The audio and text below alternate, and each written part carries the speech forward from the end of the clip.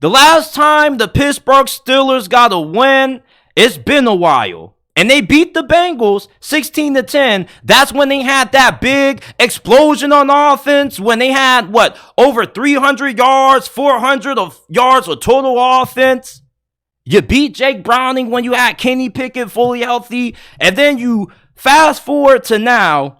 You're on a 3-game losing streak, losing to the damn Indianapolis Colts, the New England Patriots, and the Arizona Cardinals. The Steelers, not only are they playing for their playoff lives, but Mike Tomlin, he may be coaching for his job.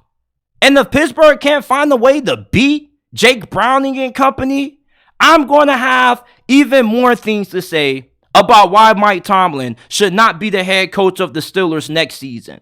Jake Browning, on the other hand, this dude is having a insanity run.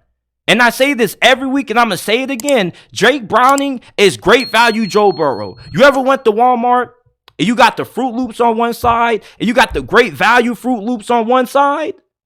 Jake Browning is the great value Fruit Loops. That's how he's played. The Steelers need to take away all these short passes that the Bengals like to call. They don't really push the ball downfield all that often. Even though they do have the ability to generate big plays via the vertical passing game, as we saw last week to T. Higgins. Jamar Chase, he's dealing with an injury. We don't really know his status, but it doesn't really sound good. They make it seem like, according to some reports I've read before I started recording this, he could miss not only this game, but a couple of more games as well. Cincinnati, not to fear, because Pittsburgh's secondary, regardless of who you have out there at receiver, they're going to eat either way. The Steelers secondary has been terrible. Joey Porter Jr. is the best cornerback on this team when he's not having these costly pass interference penalties. But outside of him, everybody on this cornerback group, you should be able to have a big day on. T. Higgins, you should just throw him the ball on whoever's lined up against them. Even if Joey Porter's lined up against him, just throw it on them anyway, because most of the times you're going to get a pass interference call in your direction. The linebackers haven't been good for Pittsburgh. Ironically, the last time these two teams played, Pittsburgh outgained Cincinnati in the rushing department, 153 yards to 25. You can't have that happen again if you're Zach Taylor. If you don't run that ball with Joe Mixon has been really underrated this year.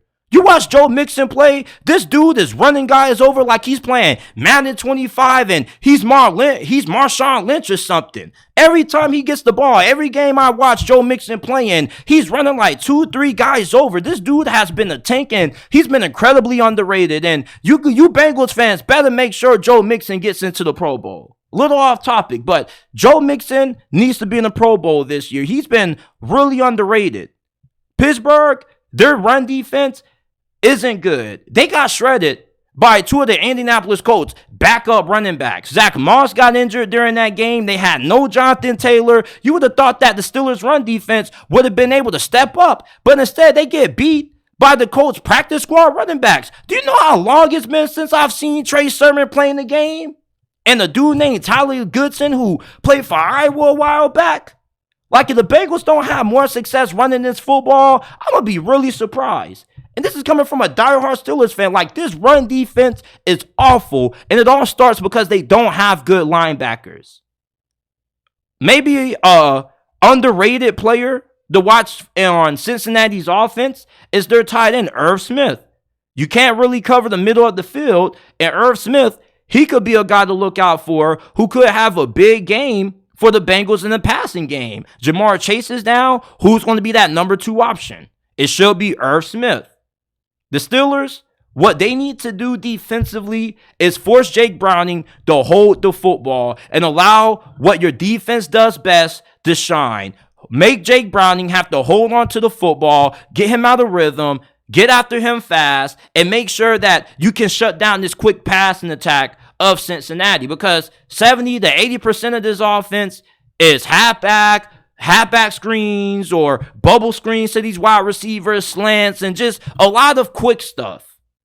You can get away, you can force Jake Browning to get a little bit off his game when he doesn't have the ability to get the ball out fast. And with how good this pass rush is, there's no reason why they shouldn't be able to feast on this offensive line. This offensive line has played better as of late, but it's still an offensive line that has had their fair share of struggles throughout this season.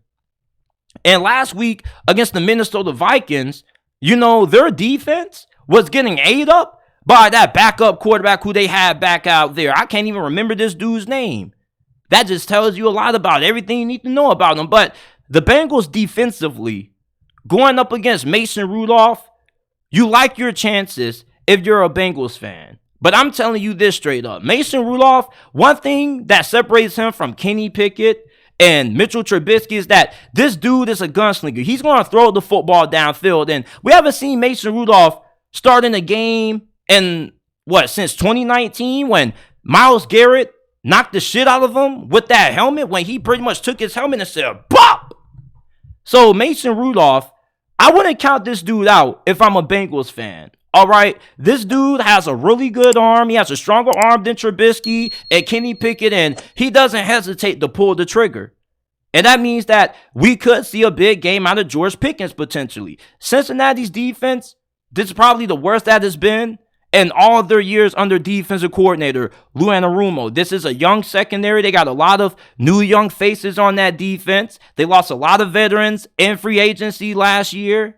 So this is a defense that has had their fair share of growing pains. Pittsburgh offensively, this should be a game where you should get going. The run game should be there. You ran it for 153 yards the last time you played. You may not be able to have that same amount of success in this game because Cincinnati definitely is going to make some changes, but they're without their best run defender and DJ Reader, who, if I'm not mistaken, he's out for the rest of this season.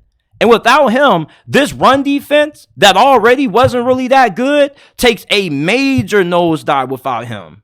All right. Najee Harris, Jaylen Warren, they have been a really good 1-2 punch at the running back position since week 9. The key to the Steelers having an efficient day on offense is running the football. If they can get that ground game going like they did the last time they played, they got a great chance of being able to win this game. And it's really hard for me to pick against Pittsburgh because the reason why I picked them last week to beat Indianapolis is because I didn't think that Mike Tomlin was going to lose 3 straight games. And it's hard for me to see him losing 4 straight games. He's still a really good coach.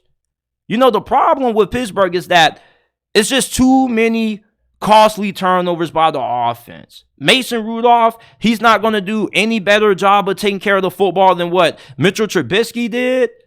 But at least with Mason Rudolph at quarterback, you're going to have somebody who's going to take way more shots downfield, and hopefully he doesn't overthrow and miss open wide receivers. Mitchell Trubisky, for some reason, this dude has tunnel vision. Allen Robinson was open on the 3rd and 5 on an easy hitch route, and he just ignores him being wide open and says, "Bumping, I'm just going to try to throw this pass to Pat Freiermuth," who he was open too, but he threw it in the dirt.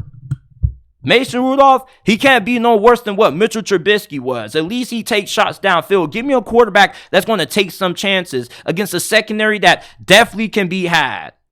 Mason Rudolph, he may have been the Steelers' 3rd string quarterback, but he can come out here and make some plays. Don't count this dude out. I'm taking Cincinnati, though, man. Like, as a Steelers fan, it pains me to pick Cincinnati to win this game, but Mike Tomlin, this dude has lost it as a coach. He's not a great coach in my eyes anymore. He's a good coach, but he's not great. He's not top 5 in my eyes anymore. You done lost 3 straight. You got blowed out and embarrassed on the road by Indianapolis. Jake Browning is playing some great football. And Zach Taylor and this coaching staff, they're doing a fantastic job at finding ways to win without their star players. With the injuries that they dealt with, not having Joe Burrow on the field, you're 8-6 with the chance of being able to hold on and make it into the playoffs some way, somehow. That's a testament to how good of a coaching staff they have. And around this time of the season, that's when you start to see the better coaches and the better staffs have a bigger impact on their team's performance and wins compared to Mike Tomlin, who we thought at one point used to be a great coach in this league. Based on what we've seen out of him the last couple of weeks, he's looked really bad. Questionable clock management, questionable personnel decisions. I'm taking Cincy to win this matchup.